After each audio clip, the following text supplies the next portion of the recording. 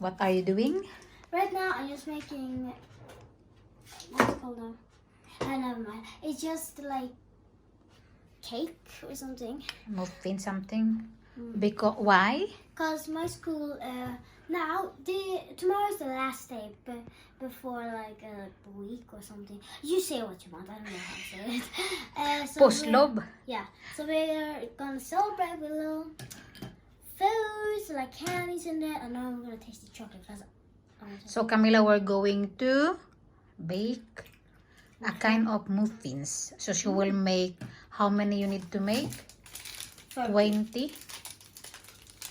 Because, you know, they take over and over and over. Okay. And teachers. Okay. So Camilla is making actually a kind of muffins for tomorrow. They were going to have a kind of, I guess, celebration before the holiday, not holiday, but post-lob. I forgot that one in English. Easter week. Easter week, before the Easter, so they will have like no school, of course, except for Camilla. She will going to stay home, so she's making this one and bring them to the school tomorrow. So I'm just here to try to help her if she need help, but otherwise she will do it by herself. Yeah, and I have the best mother. Oh, thank you, bitch. And look at that NASA t-shirt. It's my mom's, I guess. Or technically, it's mine now. Okay, so we'll let Camilla work for a while and then show you the next step, mga besh. While I'm trying to English at the same time saying mga besh. Concentrate. I need your help. Is mixing up almost all the ingredient. That's it.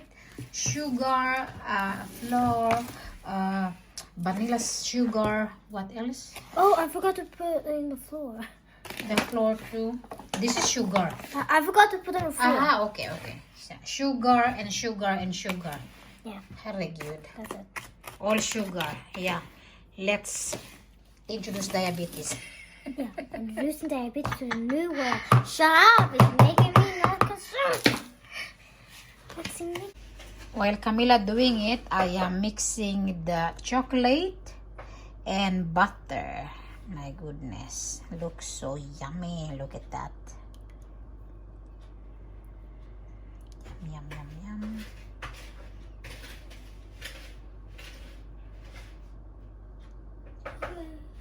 Oh, whipping. Why isn't the egg cracking? The egg isn't going break. Yes, finally, son. That was so like, oh my god, that was satisfaction. Dula pa more. What does dula mean? Leka pa more. Oh Dula my pa god, more. this weighs so much. Yeah, exactly. It's not easy to bake, my love. At that chocolate mix, oh my G.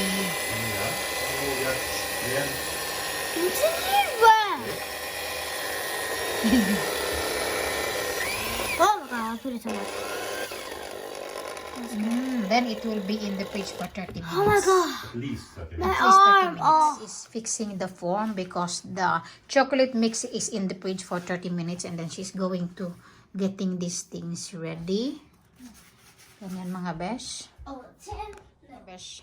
Camilla is starting to put that cake. Looks like that. It's huge. I'm gonna taste it. Again. No, Seriously. It is. It's already in the oven. Mga besh. Wait tayo ng 15 minutes. It's another batch mga besh. Ayan. Here it is. The finished product. It's delicious. Camilla actually have tasted it already mga besh. That's how it looks like. It would be more to bring tomorrow for her school. It is fresh from the oven with sparkled with salt on the top. So that's how it looks like. They are huge. And then there's the last one. So yeah, We're done. We're done with this video, this very hard video. So the usual. So don't forget to subscribe to this video. See you next time.